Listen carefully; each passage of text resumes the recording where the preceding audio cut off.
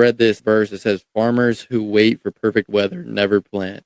If they watch every cloud, they never harvest." And like to me, it kind of means the same thing to me. Like one day or day one, like nothing will ever be perfect. Like you will never be in that perfect spot in your life where you can be like, okay, I can finally do this.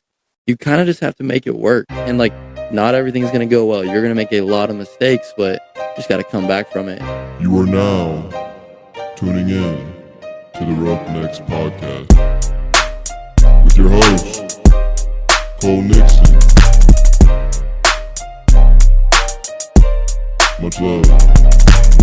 What's up, everybody, and thank you for tuning in to yet another episode of the Roughnecks Podcast. But before we dive into today's episode, we have to talk about Desert Fox Golf. What can I say about this company? They have been great. They have these really cool tumblers that hold 17 ounces of your drink of choice with a nice screw-on lid and a slide top for easy sipping. I may have 4 of these tumblers myself. They may have even made the Roughnecks tumblers for the Roughnecks volleyball tournament we held at Newark Station. But along with these tumblers, they also have something called the phone caddy. It is the best phone holder in all of golf. I have one of these. Reno does as well now. It holds your phone in a perfect spot on the golf cart. So say goodbye to throwing your phone in the cubby or in your pocket or even in your bag. You have to check out Desert Fox Golf. Head over to desertfoxgolf.com and see for yourself. And when you make your purchase, be sure to use the promo code Roughnecks for 10% off your order. But let's get into today's guest.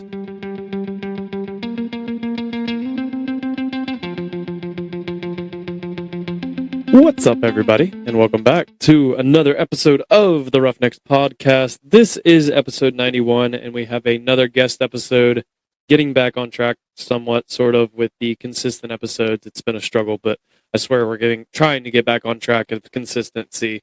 But joining me today is a guest that is making a reappearance, and I should have looked, but it's been a while since he's been on his second appearance. Connor Buxton, welcome back to the Roughnecks Podcast. Thank you for having me. I appreciate it. Yeah, I'm gonna actually look right now because I'm curious how long ago it was that you were on your first episode. Do you happen to remember like what number it was or anything? I don't remember what number it was. We're coming up on probably close to 2 years here. Yeah, I'd say.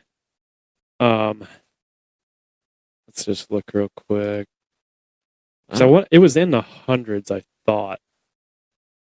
I could be wrong. I mean, it was way before I joined the military, so it was, at least a year and a half ago. Yeah. Episode, it says 83. Damn, it was that long ago. Huh. So March 7th of 2022. So yeah, it's been over a year. It's crazy. It's been, it's been 9 months since I've even been home, so.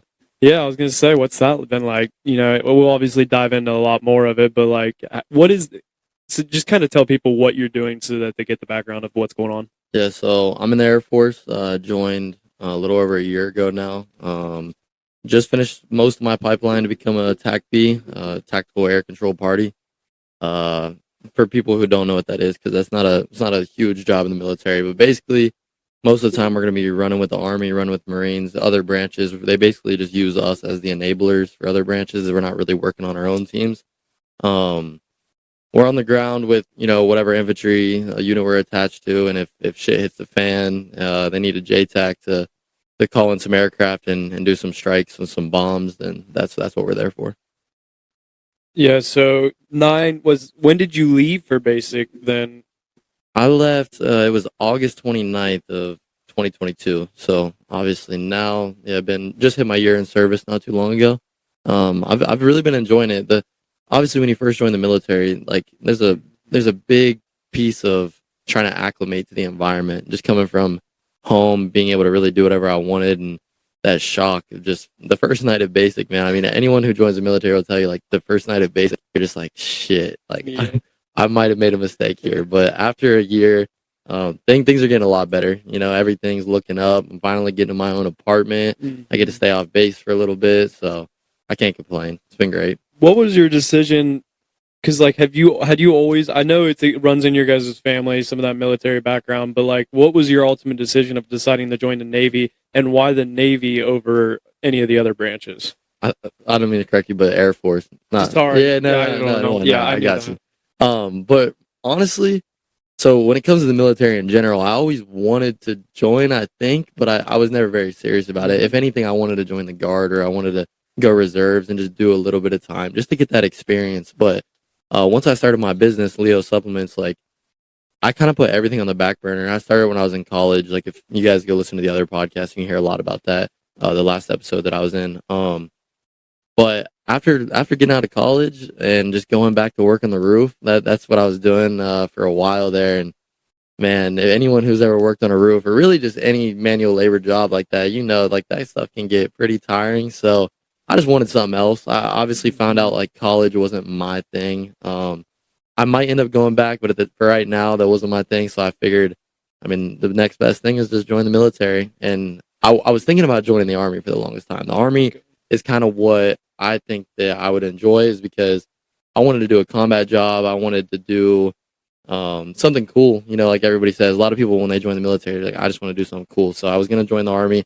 My dad was like, please don't join the Army. My best friend Xavier, he's in the Army. And, the difference between the Air Force and the Army, man, there's a big difference. Like people you hear a lot of times, a lot of people think it's a rumor, but a lot of Air Force people, if they get stationed on an Army base, like you get extra pay for that, because the Army bases, a lot of them aren't up to the standards of living for the Air Force. So it's like, obviously you just get treated a lot better in the Air Force. And my experience so far is, it's been true. Like we went to Airborne recently, which we can get into a little bit more later, but like going to my first Army school, it is much, much different. Like I do love working with the Army, the little bit that I have, but I'm definitely happy with my decision to join the Air Force. What was basic like? So basic, let's be real. I mean, basic in the Air Force is. I love how they not call hard. it basic too. Like it's not that bad. It's just No, basic exactly. training. Like, I mean, because you got the Army, they used to call it like boot camp, of course, or like Marines, and it's boot camp. But when it comes to Air Force, it's basic training. It's not hard. It's really? Even like the PT test that you got to do, man. The standards, unfortunately, are getting lower and lower as we progress. Not only, I mean, it's hard to get people to join the military right now, man. I was gonna say, why do you think that is? Is it just because dudes kind of the lack, and when they do have people that actually do want to join, like they kind of have to be willing to accept?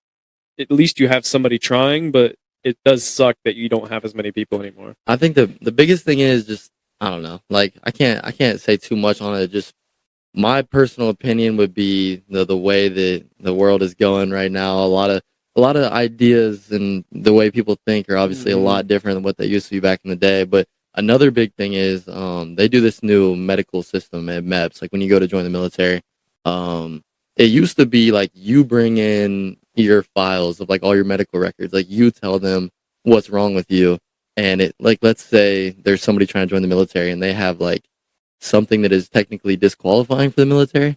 If they didn't want to, they didn't ever have to disclose that information. I mean, you're supposed to, but like, sometimes people don't do it. But now they've fixed that problem, if that's what you want to call it. And basically now they go get all of your medical records as far as I know. So you really can't get away with anything. So if you grew up, you had asthma or anything, they're going to find it. And that's immediately disqualifying for the military. So I was talking to my recruiter the other day, and he was saying that, for every, like, let's say for every 10 people that wants to join the military, I mean, at least half of them aren't even qualified after they go through MEP. So it's just harder. It's harder these days to even get your foot in the door. And, I'd say that's probably the biggest reason why. But like we were saying before, though, basic training, Air Force, pretty chill. If you decide to go the special warfare route like I did, the only thing that's different about basic training is you wake up an hour earlier than the rest of the flights, and you do like PT with the cadre. So the PT is a little bit harder than the regular Air Force PT, but still, it's nothing crazy. But Air Force basic training, man, I mean, this speaks for itself. What was like the typical day like? So like you said you wake up an hour earlier. What time were you waking up? And like kind of take us through what a typical day like is during basic training. Basic training, typical day, a lot different than the Army. A lot like the Army, they set aside weeks of shooting and things like that. In the Air Force, we do one single day. You know what I mean? So typical day, wake up at 4:45. We'll have like 10 minutes to get ready, go out to the track, and then they'll conduct PT right there for somewhere around an hour. It's been a while since obviously I've been there, but get done with PT, go back, shower up, get breakfast, and then do whatever the Air Force wants us to do during basic training, which, I mean, every day was a little bit different, but a lot of the stuff you're doing is like so mundane, like you're not doing really any of that cool shit that the Army's doing in basic training. So I don't know, man. Every day is different, but nothing too interesting, nothing to really write home about. What's funny too, and I wanted you to kind of, because like what route, like what, I guess, job title are you currently, or like where are you trying to get with it? Okay, so I just recently graduated from the TAC P pipeline. So I'm a 3-level TAC P. I don't want to get ahead of myself and say that I've done anything cool because I've never deployed. Yeah. I'm still technically in training. I still have one more course to go to. So anyone out there who has done some cool shit, all the respect. I'm not gonna sit here and try to act like I'm the fucking coolest dude because I just made it, and honestly, I can lose my spot at any time. Yeah. So we went basic, and then you go to an 8-week course called SWIC. Used to be called Prep, and then after that 8 weeks, then you go straight into the TAC P schoolhouse. I was there for about 7 months, washed back, and one of the blocks had to redo a 5-week block over again. And then we graduated from there, and then we went to SEER, and then we went to Airborne. And then now we just have like some upgrade training to do once I get back to Texas. So, because I feel like everybody, like you hear Air Force and it's like, oh, they're going to fly planes. You hear Navy and like everybody thinks of like Navy SEALs. Like that's not the only jobs that they have. I feel like a lot of people get lost. Like kind of go talk about some jobs that you know of that are not necessarily flying a plane. Like what are the things that, that the job titles, and what do they do essentially? So I can speak mostly on special warfare as far as the Air Force goes. There's 4 jobs. So what's the difference between just regular Air Force and like doing the special warfare? Honestly, it's night and day. So let's say, for example, like the Air Force has a lot of jobs where, you're doing a lot of logistics things. You're your maintainers on the aircraft, mechanics, obviously a lot of things like that. But whereas you have like the Army, they have a lot of combat MOSs and things like that. But for the Air Force, special warfare consists of 4 jobs. You got TAC P, which is what I am, and then you have special reconnaissance, combat controller, and then pararescue. So those 4 jobs, those are kind of like what I said. Like I can kind of speak on them. The pipelines are extremely like longer than any other of the jobs in the Air Force, to my knowledge. Like TAC P is actually like the shortest out of the pipelines, out of the other 3, and PJ is probably the longest. And when it's all said and done, you're probably in training for about 3.5 years before you ever get a chance to like really do your job. Yeah. So, and I mean, it's a good thing, but it's also crazy because like it's a good thing that like the military does take like training is very serious. Like it is like you have to be able to do this, and this. Like you look at a normal job, an office job, people just like throw them into the fire the first day. It's like if you were just thrown into warfare the first day, it'd be like, I'm gonna die. Yeah. So like that is the difference to it. Sometimes it is life or death. Like that. That's why the training's much more serious. What was like? Would you say is like the hardest part about? What was the hardest part about like going away for basic and doing all that? the hardest part about going away itself, I think, was just getting out of that comfort zone, especially like being like I am. Like I grew up in a small town, like small town of Hanover. It's the cultural difference between being in a small town and then joining the military. That's definitely a big shock. You meet people from all around the world, every type of person you can imagine, and that's probably the best part. But it's also the hardest to like get used to at first. You definitely got to keep an open mind with everybody because people are obviously from a lot of different backgrounds, which is awesome. And honestly, like the first little bit is like when you first join the military is probably the hardest part. Just trying to, realize that you're not able to do whatever you want anymore. You fall under a much bigger set of rules. The way you carry yourself, the way you walk around, the way you speak to people. Like there's just a bunch of different things that we have to follow now being in the military than you have to as a civilian. So I'd say that's probably the hardest part. Yeah, I forget exactly what I had something and then I completely blanked on what it was. We'll give Cole a second. Yes. It happens, you know. No, yeah, of course. I'm not the perfect host. I'll make mistakes. No, this is just a conversation. Yeah, exactly. Yeah, I don't know. All the backgrounds and everything. It is weird because I had, you know, obviously it's similar but different. Like when I went away to college and played football at Ohio Wesleyan, like yeah, I went from one small town to pretty much another small town in Delaware, Ohio. But it's a little bit bigger. But you have people from all over the country, even the world, at Ohio Wesleyan that you're meeting, and like it's weird because different backgrounds and just different ways of life, and getting kind of used to that. Like, because I feel like sometimes, especially in high school, we live in this essentially a bubble where we don't realize, like, oh yeah, I know what Heath's like, I know what Granville's like, I know what Hanover's like, Tascla, I know what all these surrounding cities are, but you don't know like what it's like in Atlanta, Georgia. We had a kid from Compton, like straight out of Compton. I wasn't even trying to do that. Like he was from Compton. We've had people from Florida, like California. It's when I look at my Snapchat map now, it's like all over the freaking country because of football. But those different backgrounds and learning to adjust to them. How was that with you? Because I know it was like a little strange with me. I feel like you pick up on it kind of quick, but having different backgrounds and like you can't talk to that person, like they might take something you are messing around with way more offensively than you actually meant it. Like, so how was that dealing with the different type of backgrounds of people in like that you were around?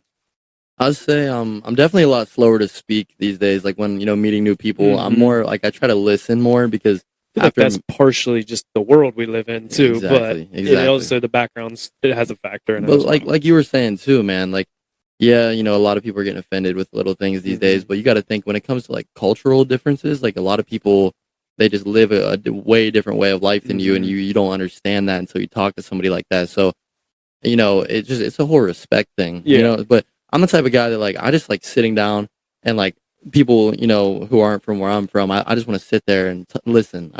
I love hearing that stuff, because like you said, like growing up in the area right here, you don't get that opportunity very often. So it's probably the coolest thing about the military because my guys on my team right now, like they know who they are. They'll probably be listening to this. We have 11 guys, including me, and all around the country. We got dudes from Washington, we got Wisconsin, we got Arizona, just everywhere.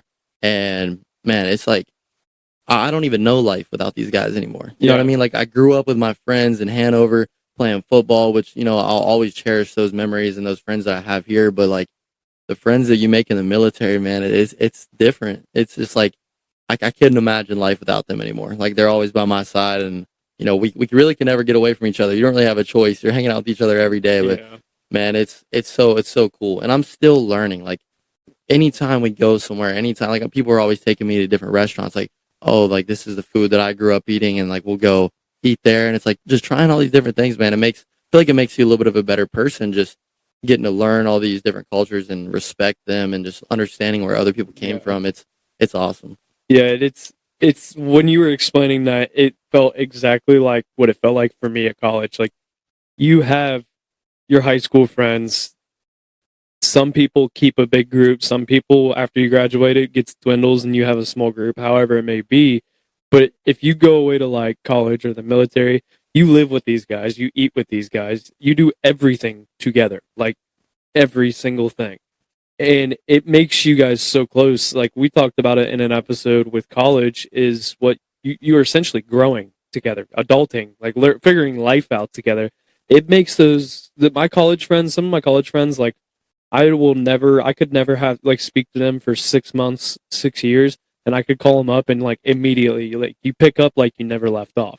And it's just the friends you make essentially growing together is some of the best friends that you'll probably have the rest of your entire life. Yeah, like you said, you're really figuring out life together. Like in high school, it's one thing. I mean, you're just going through school. You're going through the motions. You think you're figuring out life, but you don't know a damn thing. You haven't done anything yet. So no, you're right, man. Like with the people you have in the military, like especially you playing football, man. Like it's the same. It's very similar to the military. Like I obviously played a year of college football, but even like high school football, like just the brothers that you have on a team like that you spend all your time with. That's honestly what I like so much about the military. It reminds me of football. It reminds me of that brotherhood. And if I can't keep playing football, I'm very happy doing what I'm doing because it's like this. It's very similar. It's awesome. It really is. That was my two options after high school. Like in my mind, it was military or like college football. And I think part of it is because like if you grow up playing sports, organized sports, you get in that like camaraderie and all that kind of stuff that when you lose that after high school, you're like, I need something back. Like I need some type of maybe not even necessarily. I mean, there is competition that might be part of it, but just that brotherhood and like speak on like how important that brotherhood especially is in the military because I'm sure it's definitely something that like has to be formed. It's huge. I mean, it honestly changes everything because there's days that obviously really suck. Everybody has days that suck, and if you don't have somebody there for you to like talk you off that ledge, it can get pretty bad. And going through like you said, like with football and the military, anytime you have those brothers that you've been through the suck with, like you went through the shittiest parts of what you think so far in your life, and you get through it together, and then that bond just keeps getting stronger and stronger and stronger. We had a couple guys, and I was actually included in this at one point where during the pipeline, right when we first started, and we realized like how bad this shit sucked. Like we were just getting fucked up every single day by the cadre, like waking up, going out for PT, and it's like I didn't even know it was possible to get smoked that bad. And I know people are gonna think like, oh, the Air Force, you don't get smoked that bad. Look, we can get into that another day because obviously it's different depending on the job you do. But there was a point in time where I was like, man, I don't want to do this. Like, Yeah. I joined the military. Yeah, I wanted to do some cool shit, but like, how bad do I really want to do it? So there's some times that you start second guessing yourself. Like, do I actually want to do this? And having those guys by my side, if I didn't have the people that I have now, I would not be in the position I am because it's so easy to just throw in the towel and call it quits. So you need those guys, keep your head on straight, and bring you back to reality. I think those are the points when you figure out who your real friends are. Like, and that can be factored into anything in life, especially because this podcast I've wanted to quit so many times, and having my two of my best friends and even Sierra telling me like talking you off that ledge. Yeah, this is a small thing that if it ended, it's not going to affect anybody. But like you look at things. That's when you're going through the tough shit. Who's standing there beside you, like helping you go along, push through it, and especially if they're doing it with you, it makes it even easier to listen to what they're saying. But that's where you find out who your true friends are, who your true family is. I guess I want to even say I'll call them family because at that point they do become your family. They're not just friends. I completely agree. Like I was saying, like I've only been in the military for a year, only been with my small team of 11 guys for. I mean, we just graduated a few months ago, so like it's only been solidified that these were the 10 other guys that I was with very recently, and these will be my brothers for life. Like no matter what happens, I'll always be there for them. They will always be there for me, no matter what it is. It's different, and I really wish that everybody could experience something like that. Like whether it comes to sports or that's why I think it's very important for kids to play sports. Like I feel like it's important to try multiple. Don't just put your kid in football. Don't just put your kid in baseball. Like I played soccer, I played basketball, I played football, I played baseball, I played all the sports, tried them all, and then your kid's gonna find the one that they like. And you learn a lot through sports. And I'm sure sports, if you wouldn't have played sports in high school and stuff, it would have made military a little bit harder. I'm not saying it can't be done. It is very possible for people to never play sports and go in the military. But sports helps you just because you kind of learn how to do. It's a good correlation between the two. It's not exactly the same, but there is a correlation. No, I agree. Most of the people on our team and most of the people that made it through like these pipelines that we're going through, they're mostly people who played sports at least in high school or at a very high level, like in college. Yeah. So I would definitely say it translates pretty well. I'd say there's a good correlation there. Yeah.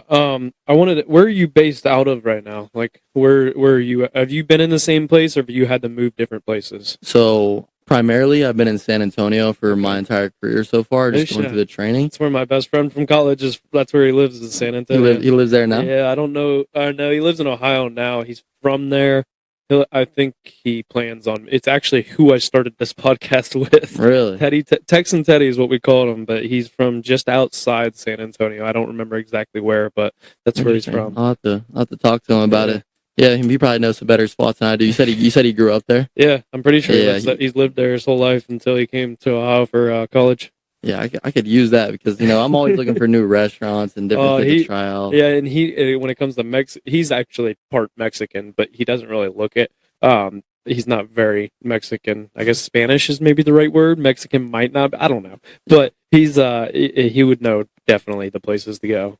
Yeah, and like I was saying, so I've been in San Antonio for a while, but we've been going on some TDYs recently. Like I said, for just like a month at a time, or like 3.5 weeks. We were in Washington State, and then we were in Georgia for a little bit at Fort Moore.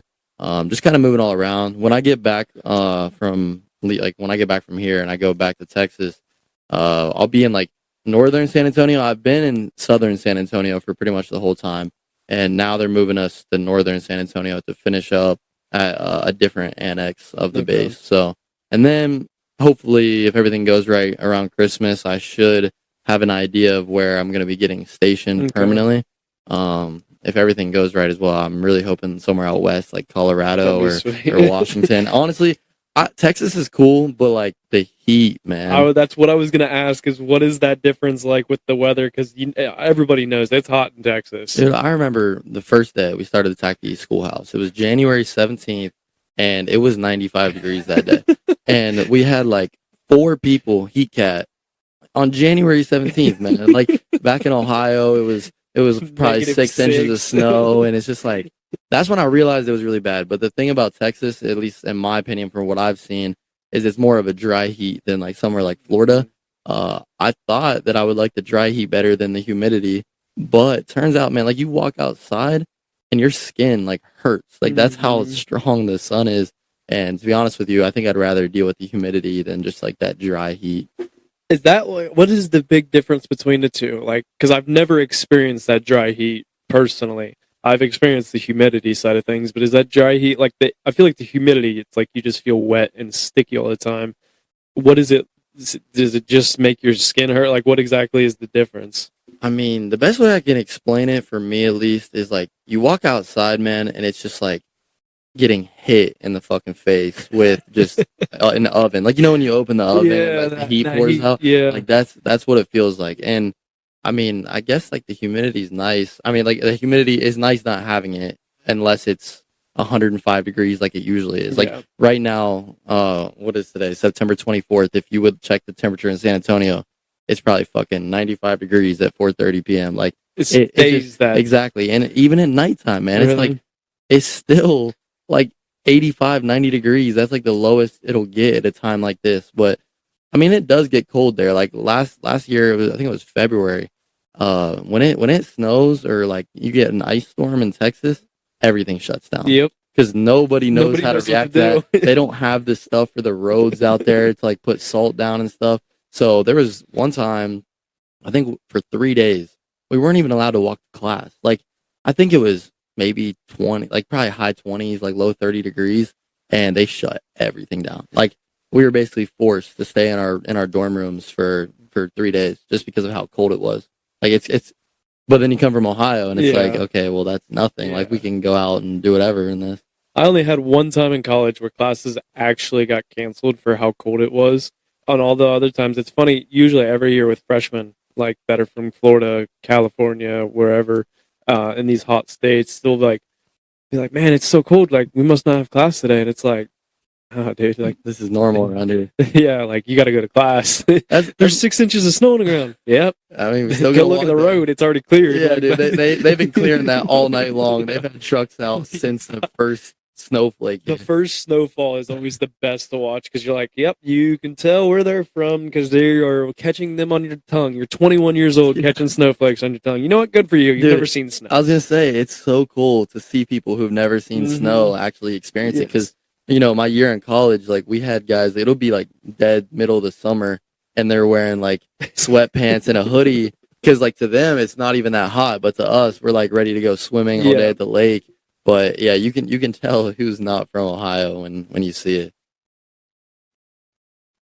Yeah, I always just loved, like we'd be in study tables and I remember the one time walking out and it started snowing and all these kids were like, holy crap.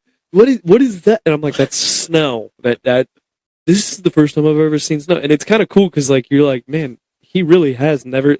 I couldn't imagine. Like I've seen snow my whole life, Yeah. so like I don't know what it'd be like to be like, oh, this is Yeah. no. I kind of want to experience it for the first time again Yeah. because I mean I feel like that would be a pretty cool experience. Yeah, the first time falling face first in the snow and going, oh, that is really cold. Yeah. Plus, like we grew up, going out making snowmen and having snowball fights, Yep. and then all of a sudden like you're in college and it snows and these guys who've never seen it, they're like, "Hey, you want to go outside?" And you're like, "Fuck no, I don't want to go outside." Like it's snow everywhere, and they're like, "But I've never seen it before." And I'm like, "Yeah, well, trust me, it's not as cool as it looks." No, it gets old real quick. I promise. Yeah. Wait till it turns to slush. That's the best. Oh, it just gets muddy everywhere.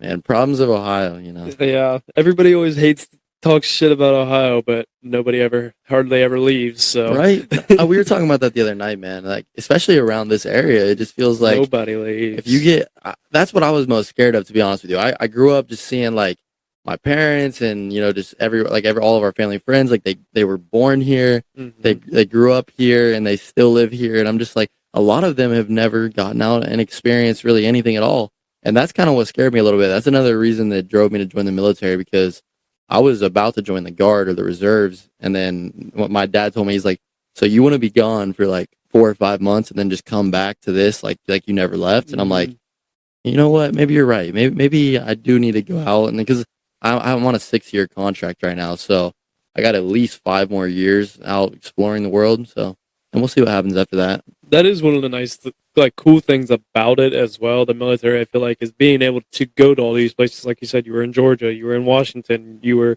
in Texas. You're all over. You get to kind of go experience these things.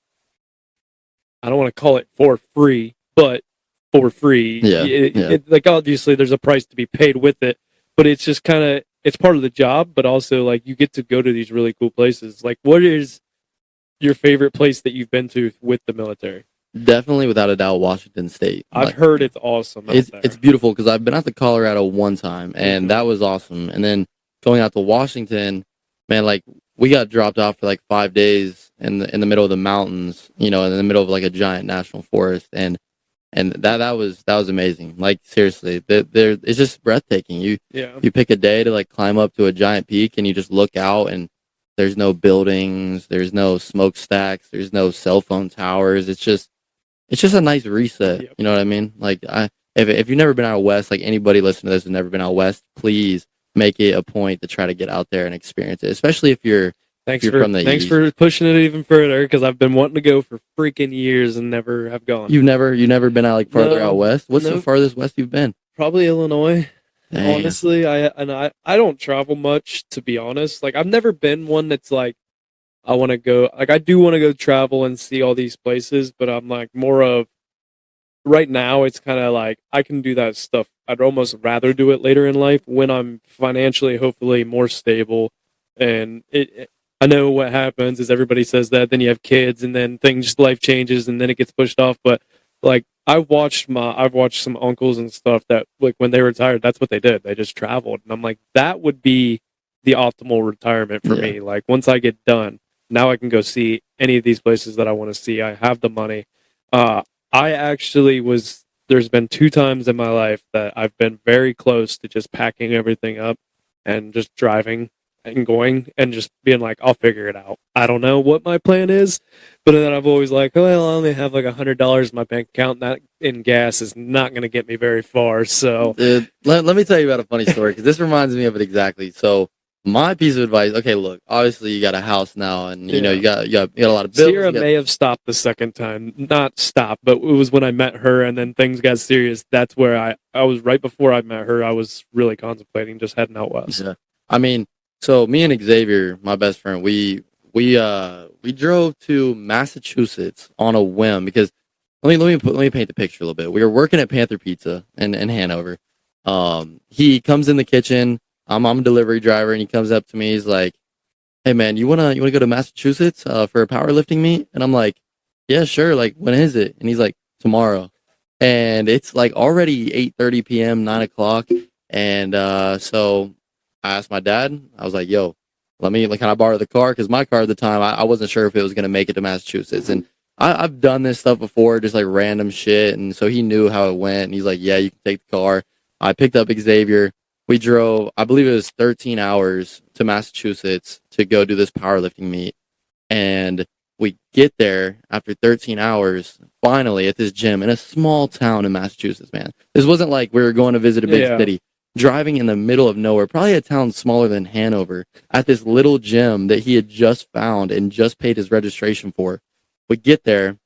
I think it was, I don't even remember exactly what time it was, but it was late. We pull up and there's nobody there. The door's locked. The lights are still on. So we start knocking on the door. We're trying to see if we can get in, maybe get a little lift in before the meet. And one dude pulls up and he was just getting off work, I guess. And he was a member there. He let us in. We got like an hour lift in, but we hadn't slept at all. It's been over 24 hours. So after we got a lift in, we went to the bathroom. We like brushed our teeth and like tried to like wash off a little bit. And then we went back out to the car to fall asleep because we, like you said, you had like, sometimes you have $100 in your bank account, dude.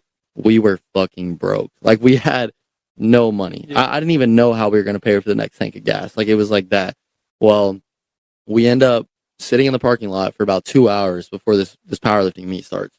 And this is when Xavier tells me, hey man, I forgot my singlet at home because you need a singlet to compete in this powerlifting meet. And I'm like, no fucking way. Like we just drove 13 hours. And at this point, nowhere's open. And the closest, like, the only place I can think about getting a singlet at is maybe like a sporting goods store, like Dick's or something. We're looking it up. Dude, the closest Dick's is like an hour and a half away. I'm telling you, we are in the middle of nowhere. And so I tell him, look, when this meet starts, you can either go in there and like ask to borrow somebody's like in between their sets, or like we can't do it. Like we there's nothing else we can do. And he just goes, you know what, man? Yeah, I don't think I'm gonna do it. And I'm like, so we just drove 13 hours with no money. 13 hours for a lift. Literally. And we barely even got sleep because it was so damn hot in that car. And there was no sleep being had. Well, eventually, once after he decides that he's not doing the meet anymore and we just drove 13 hours for nothing, he's like, asked me how close New York City was. And I'm like, shit, I don't know. I've never been to Massachusetts. I don't even know really where the fuck we're at. We look. New York City's like 2 hours away. And he goes, well, let's go to New York City. And I'm like, okay, whatever. We check our bank accounts, dude. I think combined, we had like $140 to our name. And so we just start driving and driving and driving. We finally see, all the big ass buildings in New York. We see the skyline, everything like that. And we're still thinking to ourselves, like, where the fuck are we going to sleep? Like there's no way I'm sleeping in a car in the middle of New York City. Like, I just don't think that's a great idea. Well, that was our options. So we went there, got a couple pizzas. We want to try New York pizza. We've never been to New York City before. Went to a couple different places, saw Times Square. Went to, what's the park called? You know what I'm talking about. Central Park? Yeah, Central Park. Like, went there, checked all that out. Cool. And then it gets nighttime, and we're like, oh, fuck. Well, now what? And luckily, shout out to Xavier's mom. She hooked it up. She loaned us a little bit of money to like get a room for the night so we didn't have to sleep out in the streets. Did that, man, and then just drove back the next morning. And it's just like things like that, though. My whole point of this story is like the best memories come from shit that you don't have planned, that you just go and see what happens. And so any chance you get, you and Sierra get, a moment where you can take some time off work or something, just do it, man. Just do it. Like it's going to be so worth it. That's what I want to start doing in the winters because I have winters off. So I want to just start being like, screw it. Let's go to, this place. I don't even care if it's for a weekend. Like, let's just do it. Well, why the hell not? Why are we going to sit here? Like I said, I know I said I was going to wait on later in life, but at the same time, like, why am I going to sit and wait? Like, if I have the opportunity, you might as well take it. Because exactly like that, you might end up with a story that one, you're never going to forget. And two, like, you got a really cool experience. And you can tell your kids, hey, if you decide to go on a road trip, like, think maybe a couple other things through. Like, make sure you have your singlet. That, and make sure you have more than $140 combined between the other person you're going with. Yeah, that is... It's traveling story. I feel like any type of road trip that you take with someone, whether it is planned or unplanned, always has some type of really fun story with it. Dude, I got another story for you here real quick. So I was going back from Christmas leave. I was going back down to Texas. And instead of flying, I was driving my car down because I wanted my car while I'm down there. So I'm on my way back. It's a 20-hour drive. I'm going through like Arkansas, like Little Rock area. Never been there, but that was all right, I guess, until the weather started getting real bad. Tornado warnings coming through. I actually watched a tornado out in the distance going by, and I'm like, I should probably pull over. Like, I should probably chill out. It started raining pretty bad. Couldn't see anything. Chilled out for a minute. Sat in a gas station for like 2 hours waiting for the warnings to go away, and they just kept getting extended. So I was like, I wanted to drive straight through, but I got to stop at a hotel. Let's get a couple hours of sleep. Let these tornadoes pass through, and then I'll continue. Well, I get back in the car, start heading to this hotel, and when I pull up to it in North Little Rock, Arkansas, I park in the side parking lot, and there's this dude who's standing there on the side door, just like holding the door open. So I'm like, this is awesome. Like, I'm good. It's raining. It's pouring. I don't want to have to walk to the front of the building. I can take the side door. I tell him, thank you, man. I appreciate it. He didn't say a single word to me. I was like, okay, whatever. But, I still appreciate it. I walk up to the desk. At this time, I think it's like 1 a.m. around that time.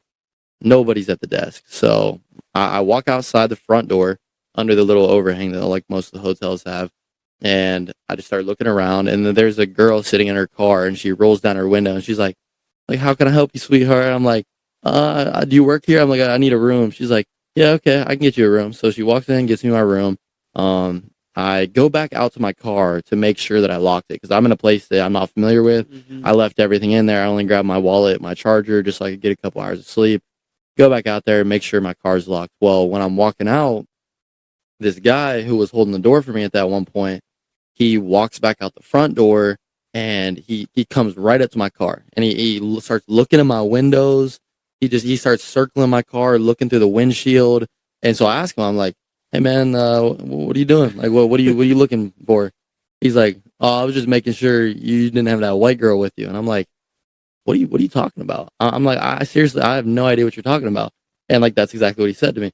And he's like, yeah, I came with this girl, and she left. I don't know where she's at. I'm like, sorry, man. Like, I'm not sure how to help you. I haven't seen anybody.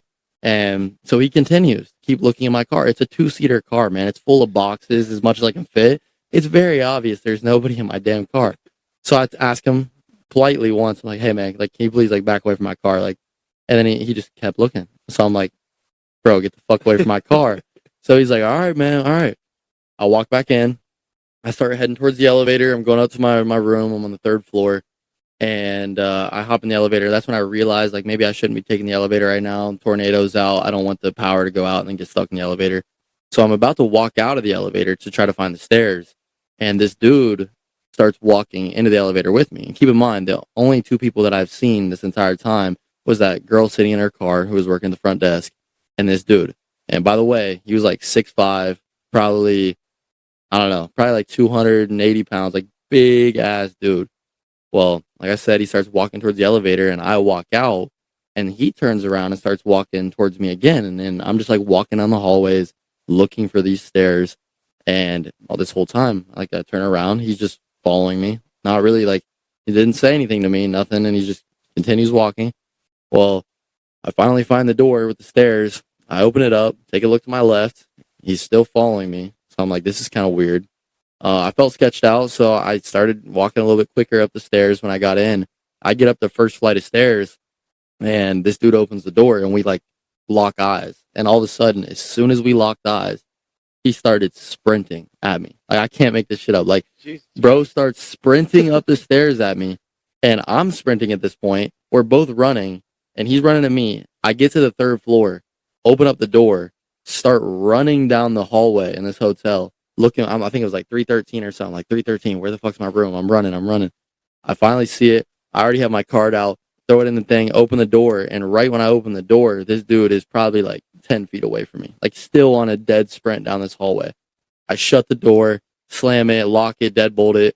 And I look out the people, dude, and he's just standing there, just standing outside the door. And I didn't know what to fucking do, so I'm like, I'm pretty sketched out. I kind of want to leave. I kind of don't want to be here right now. In a town that you're not familiar with, by yourself, with no, like, and you've only seen 2 people since you've been there. That's just fucking, that's freaky. And not, like, obviously the tornadoes and shit going on. I'm like, I don't really know what the fuck to do right now. Like, I don't know if I should leave. I don't know what. So I ended up just calling the cops, because I was like, they can come just see what the fuck this dude's doing. First of all, I don't know who this girl is that he's looking for. I don't know like what this dude's doing. I wanted them to come do like a little welfare check, make sure that everything's good, and hopefully I can just leave and get out safely. Because I don't know if this dude's got a fucking knife. I don't know if he's got a gun. I don't know. I have no idea. Well, I called the cops, told them about the situation, gave them my room number. They said they were going to come up and talk to me. And hour and a half goes by. Nothing. So I'm like, all right, fuck. I called back one more time. I was like, yo, still a little sketched out. You said you were going to have some people here like an hour and a half ago. Nobody showed up. They're like, okay, yeah, we'll send some people out. Again, an hour and a half goes by again. Nothing. So I'm like, I don't know what the fuck's going on. Dude, eventually I just said, we're going to either get out of this hotel or we're going to die trying. So I didn't have a knife on me. I wasn't 21, so I couldn't carry or anything. I didn't have nothing. And I walk out the door. Luckily, at this point, hours had passed by and he was gone. And I got out to my car fine. But, dude, it was so weird. Like, just made no sense. But, like, those traveling stories, man, it's just, there's always something that is, you know, you'll be telling stories about forever. Oh, exactly. I mean, just me and Sierra, when we went to the beach, this past summer, we decided one day, let's just go to we're going down the road, like 20 minutes down the road, just to go to the stores and get some food, get some other things. On our way back, we started hitting this like stop traffic. I'm like, what the hell is going on? Come to find out, there was a deadly accident where 2 people died and stuff, but it was right before, like, you know, it's one island, so like there's one road through the island and then with like little side roads off of it, but it was right before the bridge to get to like where we were at on the part of the island. So like we went for a 20-minute trip, we were gone for like a half hour.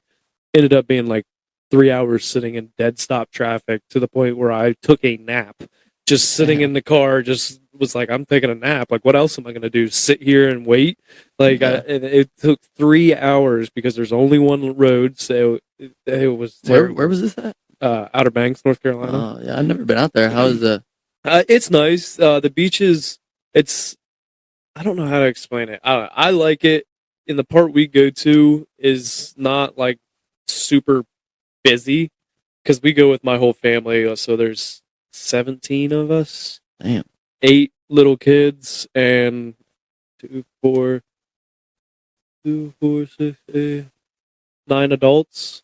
So yeah, we have a lot of people in one house. That's one house? Yep. It's got to be a big ass house, though, right? Yeah, and this year was the first year I had to pay, since, you know, I'm actually an adult now. And because I never had to pay throughout school, because we go every 2 years to Outer Banks, and never had to pay. And then like this year, my mom's like, "Oh, hey, by the way, you do have to pay now," and I'm like, shit. Dude, I know what you mean. Like, you know, growing up, I was grateful enough to have parents that, like, you know, paid my phone bill and things like that. But as soon as I joined the military, they're like, "Hey, you're an adult now." They pass me all the bills, and I'm like, shit, I like being young.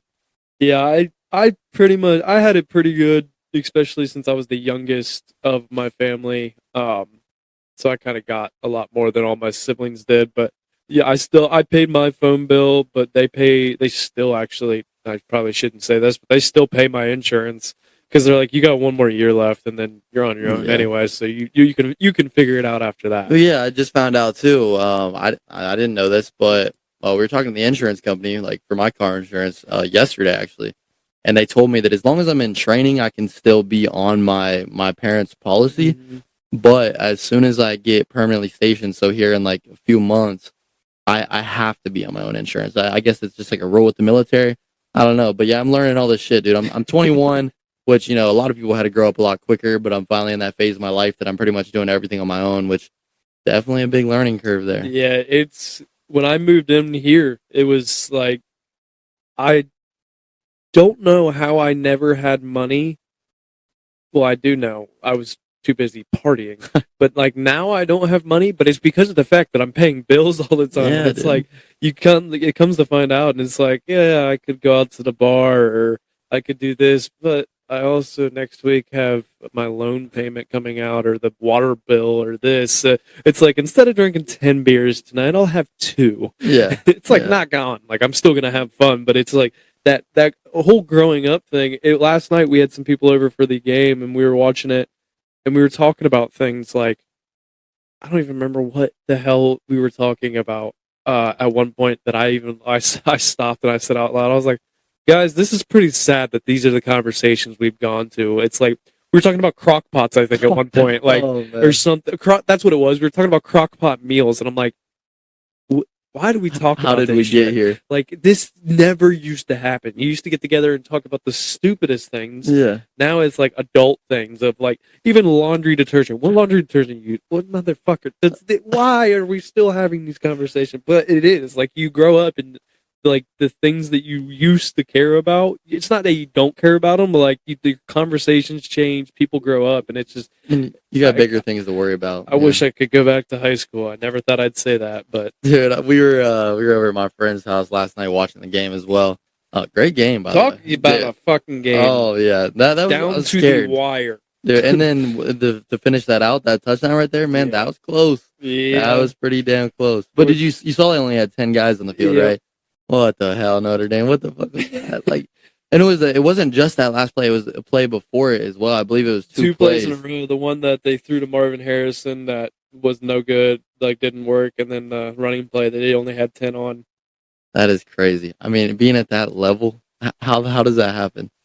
And that, Yeah. I mean, because we ran it right to where they were missing their guy. Like, Yep. that could have been a different game, and it probably would have if they would have had 11 people on the field. Yeah, I know. We're talking about the Ohio State Notre Dame game. If for people that don't know what we're talking about, I was so pissed. Like I was happy, but at the same time, I bet on that game, and the spread was 3.5, and they won by 3, and I was like, damn it, because I was like, yeah, they'll win. I figured they'd win by like 4 or 7, like it'd be a touchdown difference or something like that, and it didn't end up happening. But I was like, I don't care if they won.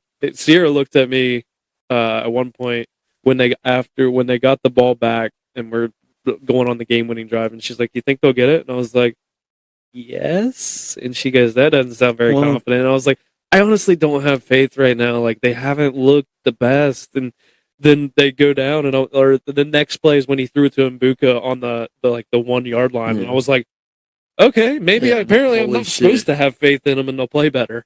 Yeah, what do you think about McCord, our quarterback? I have to watch what I say. What was that? You got some friends? Okay, I think I have to cut some of this out, but I think he's a good quarterback. I think he's still learning. Yeah. But I'm gonna say something that is a hot take that, well, I don't know how much of it a hot take it is because I've now had 3 people say it to me, but I think Ryan Day's holding McCord back. Yeah, I can see that for sure. You have one of the best wide receiver rooms in the country. Let him throw the ball. Right. Let him air it out to Marvin Harrison. They already have a connection between the two of them playing in high school. I think that, in my opinion, he needs a little bit more freedom. Leeway. Yeah, freedom to kind of do what he wants to do. Now, I don't think you just go and give him the keys to a Lamborghini and say, "Figure it out. Here you go. Have fun." I think you slowly start implementing more and more, which maybe that is what he's doing, and like we don't know the behind the scenes of it, but I don't know. And you have some of the best running backs. The play calling hasn't been, in my opinion, the best, but we also don't know, is Kyle McCord changing some of those at the line? It's a possibility. You never know. And I struggle with that. I struggle with a lot of people with it especially the people that never played football, even in high school or anything. Like they talk about things, and it's like that's not how that works. Yeah, like the little ins and outs and things. Like you remember like how Peyton Manning used to stand up at the line and say like 30,000 things. It's because he was changing everything about the play. Like not everybody's able to do that, but just I struggle with people. But everybody's like so far. Even like saying like Ryan Day needs to go, Kyle McCord's not the answer, this and that. It's like, why don't we give him some time? Like, and we're also winning games, man. Like, we're undefeated. We haven't lost yet. Like, exactly. I mean, last night was close, but it was close against the number 9 team in the country. Exactly. So it's not like they were close against Western Michigan. Yeah. So, but every game that they, even that Western Michigan game, it wasn't big enough of a win. And it's like, how is that? But, there comes a point where you feel bad for the other team and you don't want to just keep running it up. But I don't know. I think they'll be all right. Right now, they're not a championship team. Yeah, definitely not. Who do we have next week? We're off next week, and then we have Maryland. So Yeah. Well, Maryland, Purdue.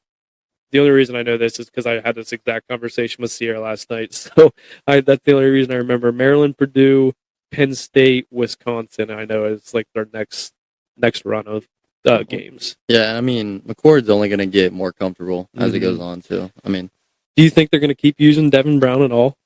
I don't know, man. It's hard to tell. It is. I mean, They didn't use him at all last night, did they? No, I don't think so. That's the first game he hasn't played in. But even the games he played in, he didn't get much time. No. Yeah. I don't know.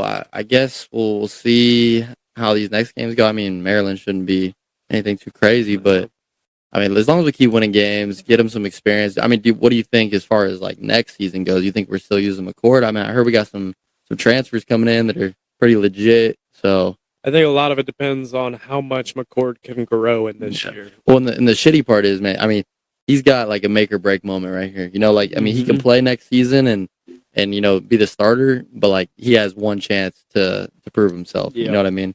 And after that, well, and it's tough. He's fallen in footsteps of really good quarterbacks. It's almost impossible to cover some of the shoes that we've had in the recent years. You go all the way back to Haskins to Fields to C.J. Stroud. Like those are 3 NFL quarterbacks. Now, each one of them has their own niche in the quarterback or in the NFL of how good or bad they are, whatever you want to call it.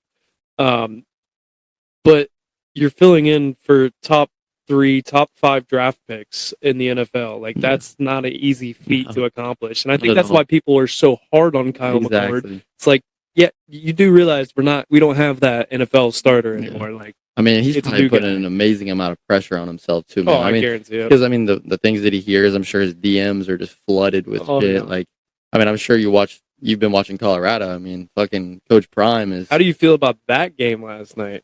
I mean, I didn't watch it. So I didn't watch it either, but I think saw the score. I think we knew what was gonna happen.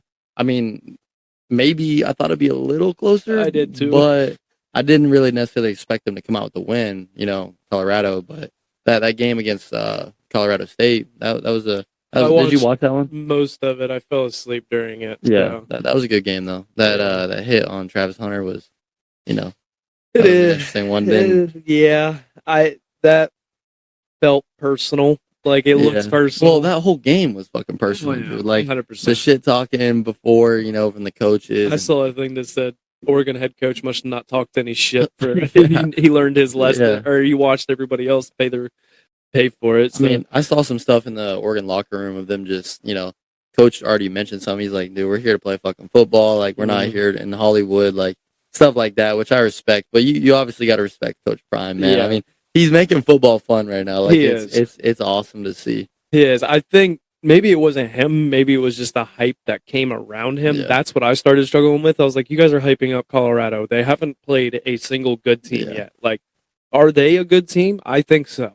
I think they're going to a bowl game, 100%, like a bigger bowl game than they've been to in years. They're going to have a winning season. I feel like they're going to be ranked at the end of the season. But last night, they got a rude awakening of, hey, you haven't played anybody. Now you're going to play somebody. And that's not even one of the better, like, Oregon's a good team, but that's not like a super top-notch team in this country. They kind of got put back in their place a little bit of like, all right, wake up. You still have work to do. Like, you're a good team, but you still got a long way to go. You just came off of a really bad season. You got a few players now. You got a new coach, but that's not, you still have a lot of work to do. I mean, it's super cool seeing Prime's son on the same team, though. Like, I love seeing that type of stuff. That is cool. Like, I don't know. Has that happened much at the college level? I mean, not that I can think about. Not on that caliber, especially. No. Usually, I feel like you see it sometimes, but usually their kid, like, maybe a special teams player or, like, hardly ever gets in. Yeah. I'm sure it's happened. I just can't think of anything outside my head. But at this level, though, and especially, like, with this hype, I mean, fuck, dude. It's Prime. Like, it's crazy. I don't know. Like I said, man, it's just making it fun. Like, you would not have ever caught any of us a year ago watching a fucking Colorado game. Like, nobody would have been like, "Hey, you watching the Colorado State game?" Yeah, for real. Like, what are you talking about? Yeah, and like you don't even have to mention what game it was. If you just like, you can just say, "Hey, did you watch a game last night?" And you already know you're talking about Colorado. It's like that's fucking crazy. Yeah, it is. It's cool to see like coaches bring programs that are historically not great into the light of things. Yeah. But I don't know. They still got USC. They still got Utah. Those will be good big tests for them. Yeah. If they can win, in my opinion, if they can win 2 out of 3 of those big games, you're doing pretty well. Well, yeah. Or if you keep one close and win one, you have to win one. If you don't win any of them, you're not really all the talk that you're saying you are. So I don't know. It's interesting. I mean, and after Oregon yesterday, obviously Oregon's a very good team. But like you said, with the games coming up, we can actually see if they are as good as we some of us think. Obviously, when it comes to playing a team like Oregon, it's going to be hard. But like you said, the ones coming up, I think they'll hold their own. I think after this game, I think they might have figured out some stuff, and like you said, maybe get humbled a little bit, and maybe Dion will stay out of the media a little bit and try to recoup his losses. But no, like I said, it's going to be an interesting season, man. I mean, I love it. I'm loving watching it right now. It makes you excited for college football, which it's been a while. I love Ohio State, but I get back to the point of if I make the game, or if I see the game, cool. If not, whatever. I always used to be like, I have to watch the game. I have to watch the game. I also have been around so many annoying Ohio State fans that I'm like, all right, I don't want to be like you. The guy that does the Reno's rants on our Fridays. I don't know if you've ever heard him talk. He went to Kent State, played O-line there for 4 years, and absolutely hates Ohio State. He grew up an Ohio State fan. When they came to Columbus and played there, he said, "I will never root for that team again." Really? It was very bad, I guess. The shit talking and everything, or the type of food players was bad. The hospitality was bad with the hotel staff, the bus drivers. He said everything was bad. He's like, there was fans at our hotel when we got there, shaking our bus, flicking us off, calling us all kinds of certain things. He goes, "Dude, it's fucking Kent State, man." That's what I'm saying. Ohio now, State. Hold on. Here's when they played Kent State. It was after our Virginia Tech loss. Bruh, I mean. Yeah, there was they had some fire. They had some built up aggression. He's like, I don't even think those fans realize we don't anticipate on coming in here and winning this game. We don't. Obviously, yes, we're gonna try to win the game, but we have realistic expectations. And they're just happy to fuck me playing in the shoe. You know, I mean, like anybody else would be. He's like, we got throttled. We got throttled, and I was like, yeah. Playing Ohio State after a Virginia Tech loss with Urban Meyer as your coach, that's not going to be fun. No. He is going to put up numbers just to prove a point. What are we thinking about Ohio State, Michigan this year? I haven't watched Michigan, but I've heard they look good. So I'm. Ooh. I mean, I would hate if I had to go right now. I think Michigan's a better football team currently. They might be a better football team. Obviously, anything can happen. If McCord starts getting a little bit more comfortable, what week do we have then? It's the last week, so it's late November or mid-November. So it's going to be interesting. I think we can beat them. Currently, it'd be a tight game, but I think McCord's going to continue to grow. We have one of the best receiving rooms in the country, without a doubt. One of running back rooms pretty good too. Our O-line needs a little bit of work in my opinion, but I think it's going to be a close game again. I don't think it's going to be a blowout, but I think Ohio State, after what they showed me last night of being able to pull out a close game, I think if it comes down to a close game, I have my money on Ohio State. Yeah, I like that. I can't wait though. It's going to be good. But man, if I can't have the 3 years in a row of fucking losing to Michigan. That hurts. Yeah, I don't think I've ever seen that in my lifetime, so I don't really want to. No, because before, 2 years ago, how long had it been? 10 years? Yeah. Something like that. 10 years straight of, I mean, that'd be tough as a fan to go 10 years losing to your rival. Of course, then again, I lost to my rival all 4 years of college, so. Who's your guys' rival? Wittenberg. Oh, shit. I hated Wittenberg. That is the only team in the entire conference that I was never able to beat. We never beat Witt when I was there. We beat Denison. We beat Wabash. We beat all the other teams. None of them were super crazy, but Denison and Wabash were the big teams, and then Wittenberg never could beat Wittenberg. Damn. Play for an undisclosed skull that's not allowed to be played for anymore, but the coaches still pass it back and forth, even though Wittenberg just has it. Because, well, no, actually, Ohio Wesleyan won last year. So that's the first time I've seen it since, I think it's been like 6 years or something since we beat them. Yeah, dude. When I was in Muskingum, I mean, the football team sucked. Mm-hmm. But right now, like past couple seasons, bro, Muskingum's been doing pretty damn good, which is weird to see. I mean, they just played Mount Union the other day, which, I mean, obviously Mount Union just fucking runs that league. Mount Union is a team, and I don't think a lot of people don't realize, football fans don't realize like how good of a D3 football teams, multiple teams that are in Ohio. Like you have Ohio, you have Wisconsin's another big D3 small schools that are just insane. Like Texas is another one, but Texas with any football, high school, college, they're just that's one thing I've been meaning to do. Go to a high school. I'm in Texas. I've been in here for a while, but like have not been to a high school. You need to go to like the Friday Night Lights area, wherever that's at. I don't know exactly, but I'm sure it'd be easy to figure it out. Yeah, because that season, I could probably catch a game by the time I get back. I mean, I'm not sure when Texas starts their season compared to Ohio, because I mean they're like week 4 in Ohio, so I'm not sure. Yeah, when they start their shit, but let me see. Actually, I'm gonna call Teddy on the podcast and see. He might not answer, but we'll see.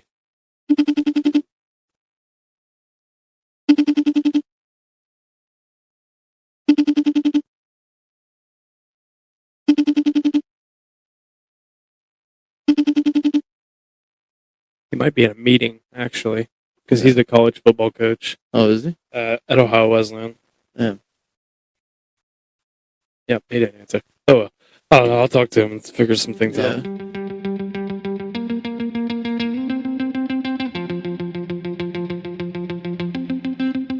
What's up, everybody? I wanted to interrupt today's guest episode for a quick second and tell you guys about Roughnecks merch. If you head over to roughneckspodcast.com, grab yourself some Roughnecks gear. We have many different types of options. There are t-shirts, long sleeves, sweatshirts, hats, coffee cups, tumblers, and much more. My personal favorite is the Take No Bull shirt or the classic black Roughnecks t-shirt. That was the first merch ever sold, so if you were looking for an original, that is the way to go. Buying merch and wearing it out is one of the best ways to support the podcast, so head over to roughneckspodcast.com and grab yourself some Roughnecks merch. Let's get back to today's guest.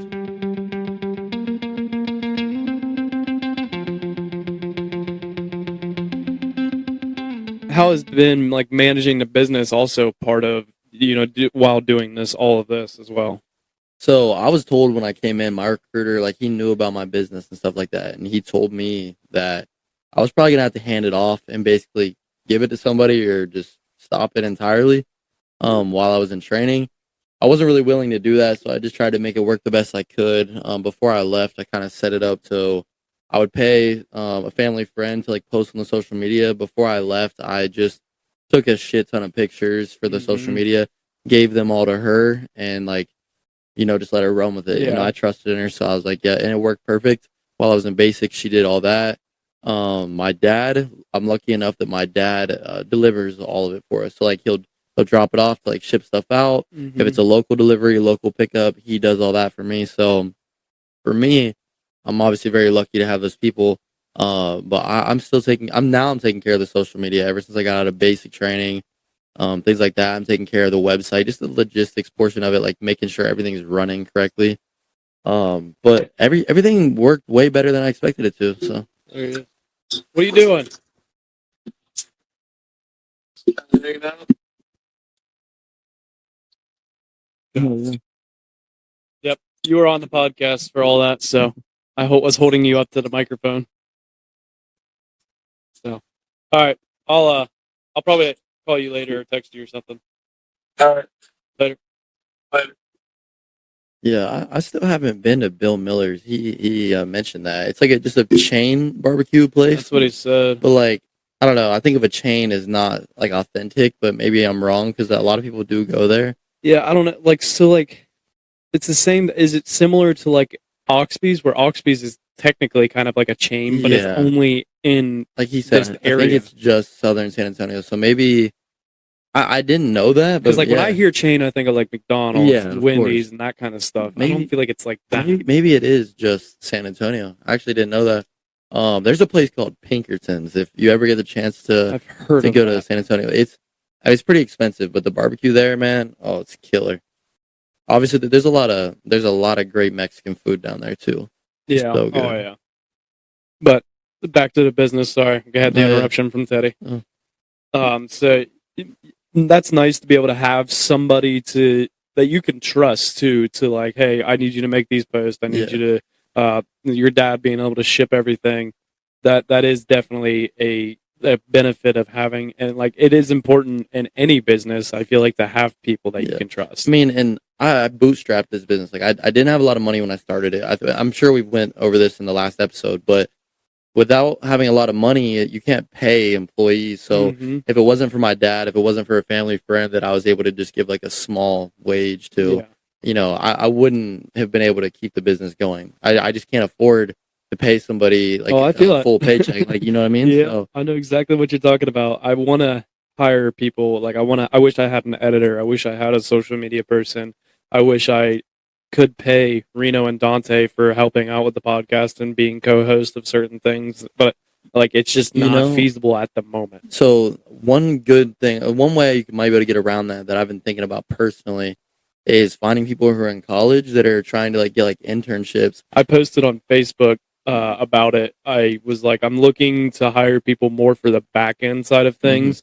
And I'm looking specifically for like a high school or college student. Yeah. Like that's kind of mainly what I'm looking for, because I want it'd be very good experience for them. And honestly, it could be a potential to a job. Hopefully one day, this podcast is making enough money that I can pay people to do this kind of stuff. But that's one of the things that I tried to do. I haven't got any kickback for it yet because I also just posted on my Facebook, so it's not like I put it out there to the world. Yeah. But Connections too. I mean, I might even be able to get you a couple names myself. People who are like kind of in that space in college, trying to do like media production and things like that. So I'll see if I can hook you up with anybody that might be interested. I had one guy that I went to college with that I was gonna try and use.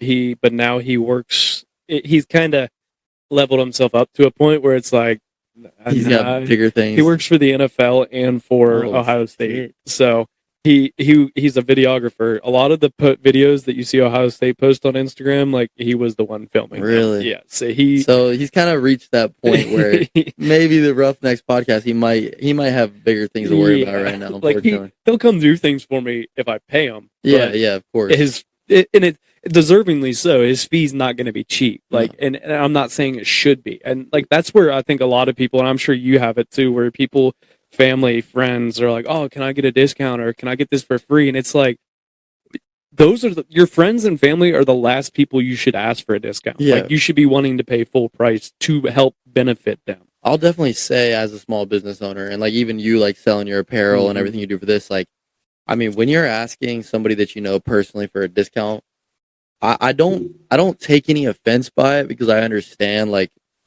shit, it gets expensive, but it can almost be insulting sometimes, because like I put in all this work, you put in all this work, and we're trying to make something for ourselves. And a lot of people do understand, like they're like, yeah, I try to offer discounts to some people, and they'll be like, no, man, like I want to pay full price, like I want to support. And to be honest with you, like that's huge, and like you probably know it. Like I have a bunch of ambassadors, like people can get 10% off codes like all day long, but then you got people asking for like free stuff and things like that. And when you're a small business, you can't afford to like give stuff for free a lot of the time. Yeah, so. Exactly. Like one, the big businesses aren't going to do it because they're going to make their money anyway, whether you don't buy because you don't get free shit or not.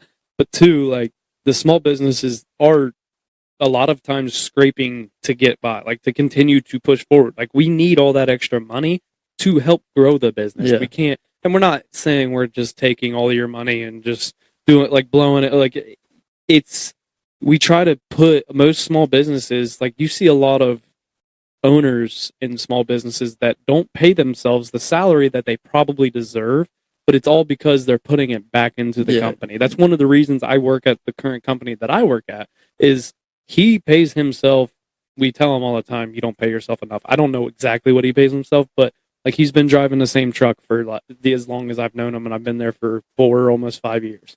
Has the same truck. He could easily go buy a brand new pimped out truck, but he's like, I don't want to. Like, he puts it back into the company to help grow the company. And honestly, like if he would go out and buy things like that, maybe the company wouldn't be where it's at today. Because every now and then I'll take a little money out of the business account, if especially if I need it for something, like something comes up, something unexpected, like if you have to.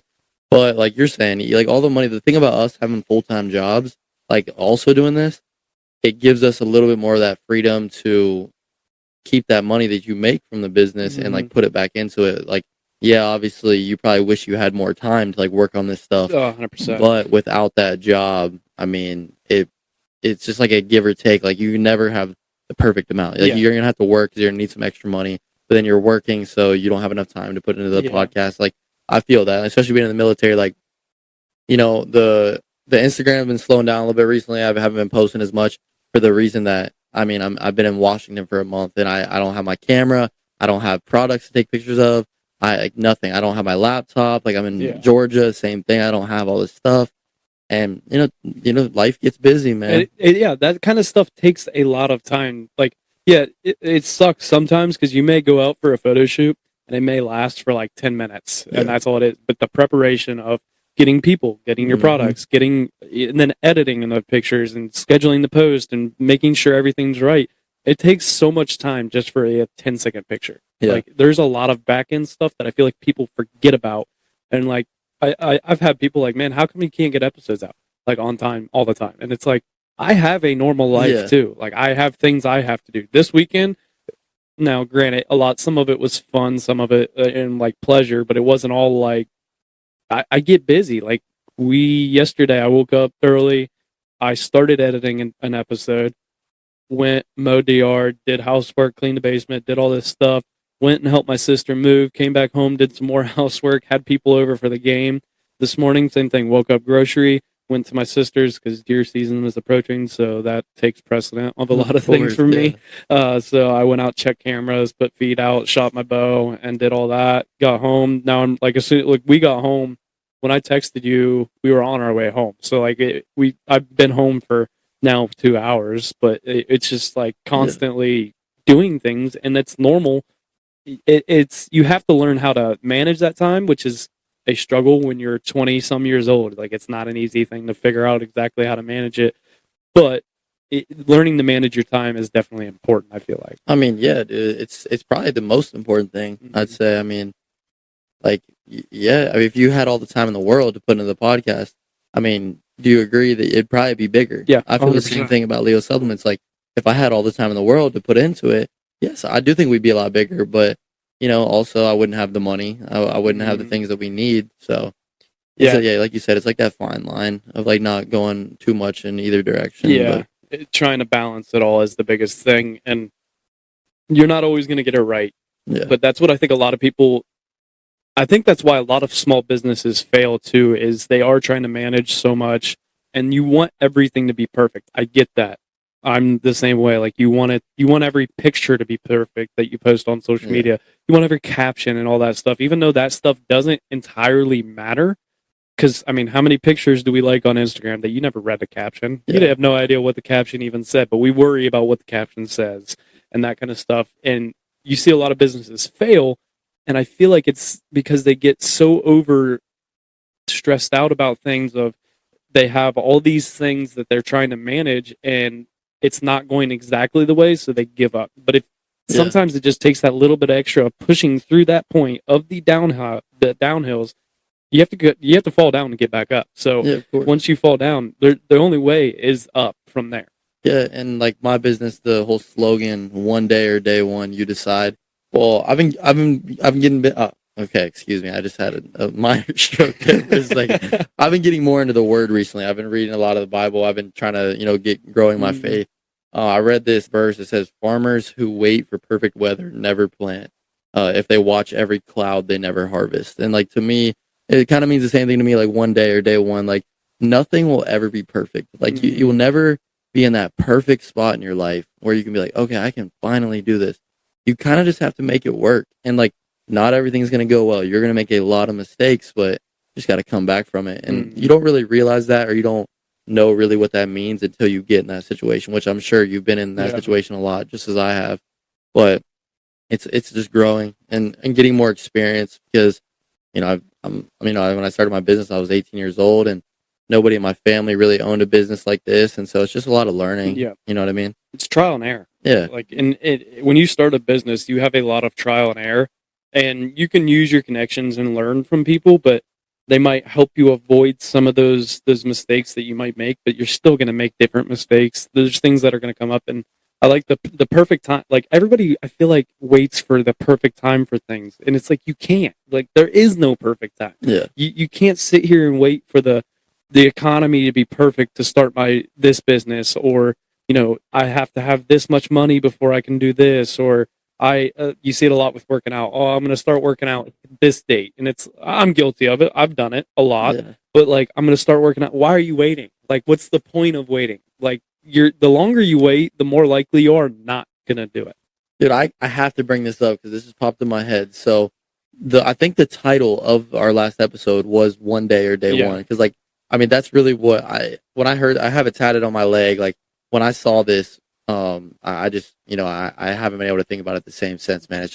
It means a lot to me. But my point is, I was trying to get at, ever since I started selling these shirts with One Day or Day One on it, here recently in the past, like 6 or so months, everywhere I go on TikTok, everywhere I go on Instagram, I see these big name creators and they're using that slogan, which is, do I think they got it from me? No. I know I'm a small business. I don't think I'm being seen by hundreds of thousands of people every day, of course.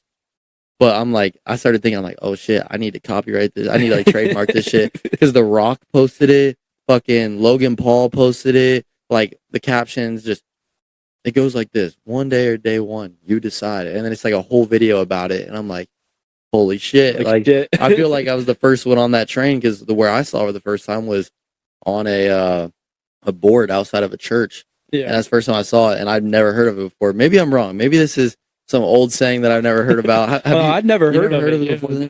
See, that's what I'm saying. But I hope they don't start trying to, like, for example, The Rock, how he posted it. Imagine he comes out with apparel that like says it on there, because he has his own clothing line and everything. I've always worried about my bowl.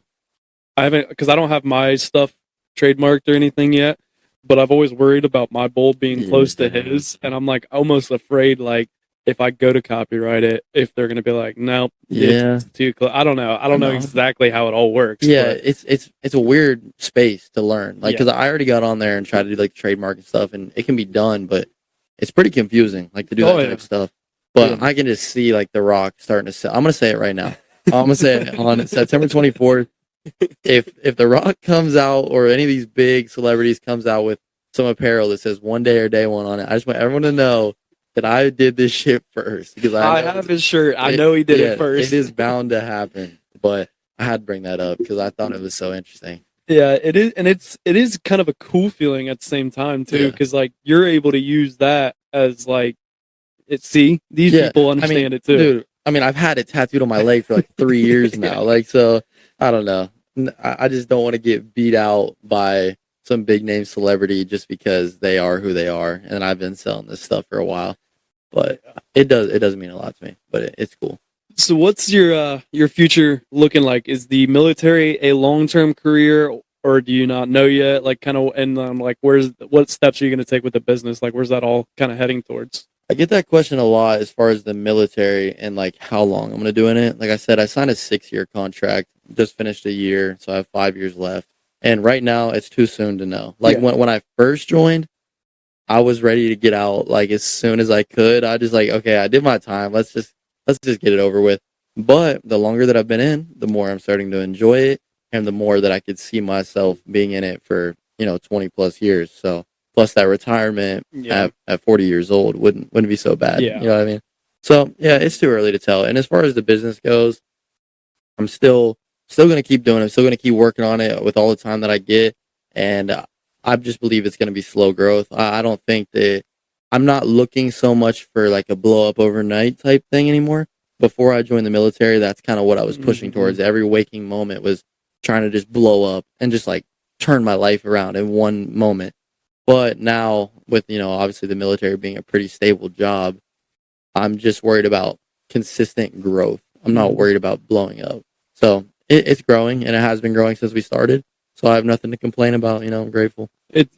It's a marathon, not a sprint, and slow growth is better than no growth. Yeah. Like, that's one of the things. I was the same way. I always want to, like, when's the episode going to be the episode to, like, change everything? And I started, like, realizing that's not how this works. Like, yes, that's the world that we live in. We kind of expect things now because of social media, because of all the fast food even. Like, you get things so fast that you kind of get used to things just happening. Yeah. And you see a lot of people that do blow up through social media and that kind of stuff, and then all of a sudden it changes. But it is slow. And I, like, the one time I was like, man, the episode views are not where they're supposed to be. But then I looked at a chart from when I first started of, like, total views per week.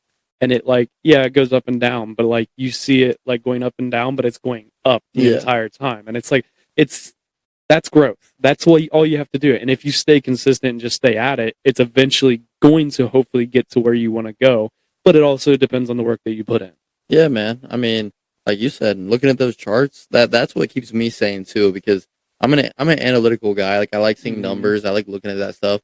But even sometimes, like, especially this year, like joining the military, we definitely took a little bit of hit on the business. Like, I haven't had a lot of time for it, so I understood that. I knew that was going to happen. But I was just looking at the chart the other night from the day we opened the business to now, and like you said, it goes up and down, but overall, we're going up. Yeah. So, like, that's what it is. Stay consistent. It might take me 10 years to make my first $1 million in the business, but, like, that's what I got to do. Then that's what I got to do. It's not like, it's a job, I guess, but this is just what I'm passionate about, and this is what you're passionate about. So it's not really like a hassle to go out of your way to have to do it. It's what you want to do. So if it grows while you're having fun, then great. Yeah, that's one of the things I look at is you just, as long as you're enjoying doing it, just keep doing it, and, like, it'll take the course it wants to take. I mean, when I first started, there was this guy on TikTok that I'd happened to come by that started his own supplement brand while he was in college, and on his first launch, his first product, he blew up. I mean, I'm talking, he was sold out within like 30 seconds. And you see things like that on social media, like we were talking about earlier. We're very used to getting things quickly, and that patience is kind of, falling by the wayside a little bit. But it's really just a long haul, like we were just saying. It's probably the biggest thing, and that's why I've seen multiple people start their businesses or be really excited about something, but as soon as 5 or 6 months goes by and the hype dies down, they just, like, fall off. They're done. They quit. They sell it. They do whatever, and it's just because they thought they were going to get it all instantly. The first merch sale I ever did was the best merch sale I ever did. The rest of them did not go according to plan. Yeah, that's exactly how it was with us. The thing is, you build up the hype, and then, like, especially in the beginning, like when we first released our products, we first launched, I was hyping it up for like 4 months before I ever even launched it. And I had the date set, like, this is when we're going to go live. It was right on New Year's, right when the ball dropped. That's when we went live. Well, yeah, that day, to this day, the very first day that we dropped, we've never done more sales in a single day than that very first day, because it was a lot. But for example, we came out with the one day or day one shirts. I mean, the first day kills it. Yeah. Came out with the shorts, killed it first day. But then obviously, like, the hype just dies down. It's just like, I don't know why. I mean, obviously it's a new product. People are excited about it, things like that. But eventually everything will just die down. Yeah, it does. And that's the point when you have to look at yourself and go, this is normal. Like, this is going to happen. Every big company has their days where they're like, man, like, we didn't do hardly anything. Like, it wasn't compared to any, and you'll have that. It's normal, but those are the points that you have to look at yourself and go, this is what happens, and I just have to keep going. Like, I just have to keep pushing and keep getting through it. Yeah. I mean, if you want any future with that business or whatever it is that you start up, I mean, just know it's not going to be easy. And it's another thing too, though. A lot of people don't realize how much work gets put into it. So when they do finally realize it after they start it, they get very discouraged because they're like, okay, I don't have enough time to actually do this. Yeah. Or things like that. Or the people just don't want it bad enough, and that's fine too. But some people will be happy showing up to their job every day for the rest of their life and retiring at 65 or whatever. I mean, there's nothing wrong with that. Yeah. But it's not for everybody. Yeah. So we're still doing our time, doing our jobs, like doing our full-time jobs like we have to, at the hopes that our stuff on the side will hopefully take over that full-time job. Oh yeah, I'd love to be able to quit. I don't want to even call it quit because I like my job, but also at the same time, it's not what I want to do my entire life. Like when I get older, doing a manual labor job is not going to be ideal. Like I worked with a guy that he's been doing laying pavers his entire life, and he's had like 4 back surgeries, knee surgeries, and it's like, I don't really want to wear my body out that much. Now, is there other opportunities inside of my company potentially in the future? Yeah, but the goal is obviously for this to be my job, like my full-time thing. Like that is obviously the goal and what I want to have happen. If it doesn't happen, though, that's the thing that I also look at. If it doesn't happen, like I want it to happen, and I'm going to do everything that I can to make it happen. But if it doesn't happen, I'm not going to be like, I didn't live a good life. Yeah. Like, you have to try. You're never going to know your results, but you're never going to know your results if you never even try. I'd rather live with failure than live with regret. Exactly. But I wanted to move into the final segment of the podcast, which is Motivation Monday.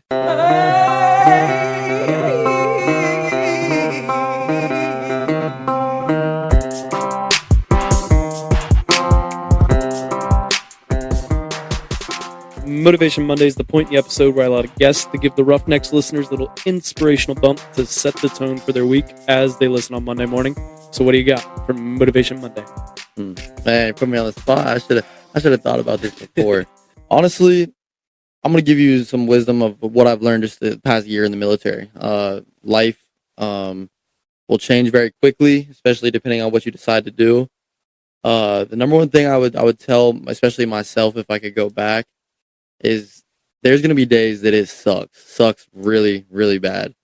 But I promise you, like having that end goal in mind and just keep pushing, you will make it to the other side, and you will reap the benefits of all the hard work that you have put in. To this day, the times that I wanted to quit, there were so many times where I was going to wake up the next morning, go out to PT, and I was going to quit because I'm like, I don't want to do this anymore. But looking back, if I would have quit to this day, first of all, the regret that I would have held, I don't think I really could have like ever lived that down. I think the regret would have stayed with me my entire life, and I would be very, very unhappy. And the situation where I'm at now, being a TAC P, finally getting through the schoolhouse, getting to wear that black beret that we've been working so long for, man, there's never been a better feeling in my entire life.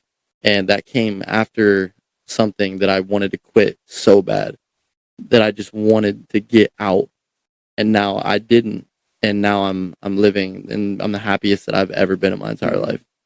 The feeling of success this is a very simple thing, but the feeling of success is way better than the feeling of regret. But a lot of people, some people only regret things for a little bit of time and then they completely forget about them. But in the back of your head, it's still always there. Like, I gave up on that. What could have been?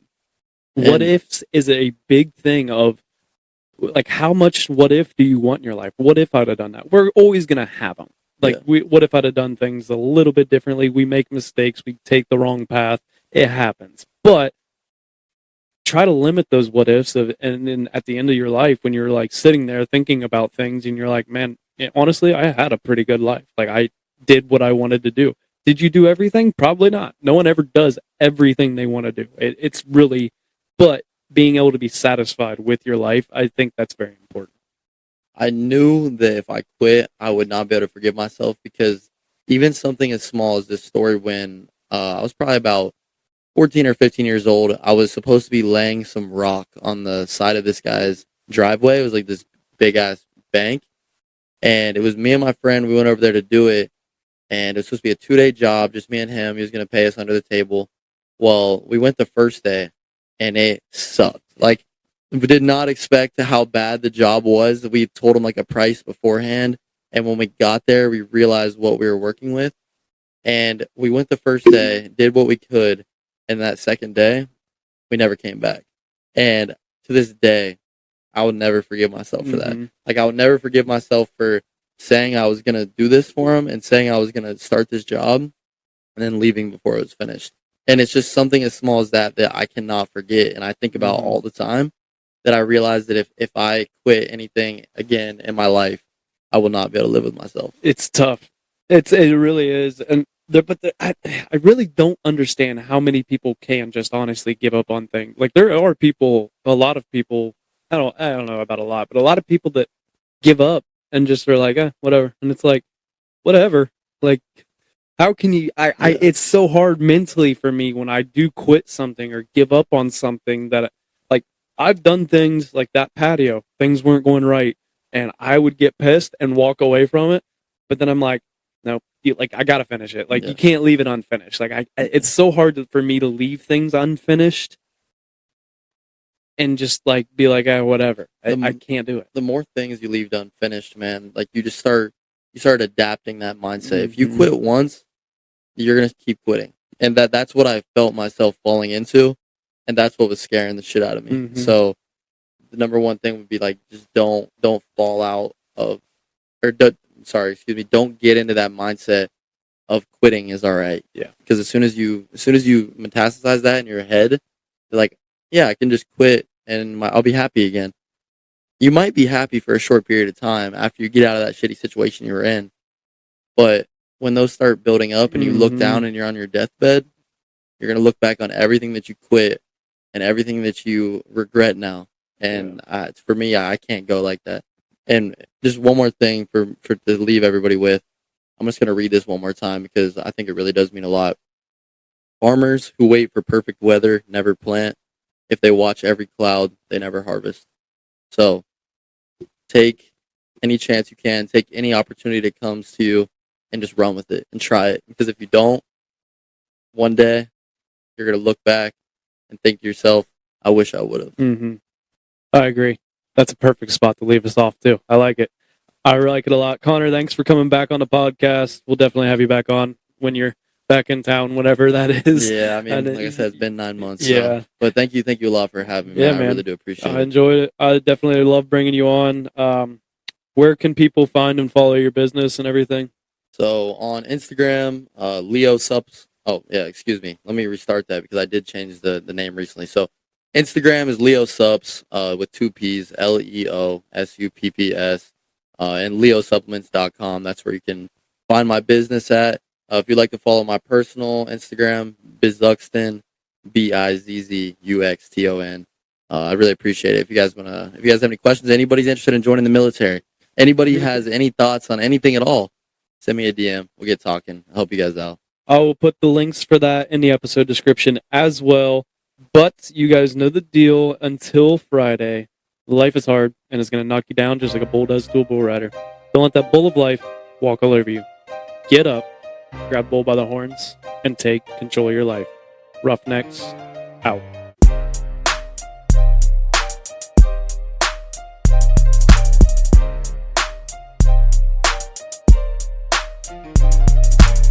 Thank you guys for listening to today's episode of the Roughnecks podcast. I hope you enjoyed the episode. If you enjoyed it, one of the easiest ways to support the podcast is to just share the show.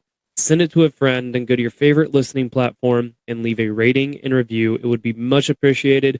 Don't forget to sign up for the newsletter on roughneckspodcast.com and follow us on Instagram, Facebook, and TikTok.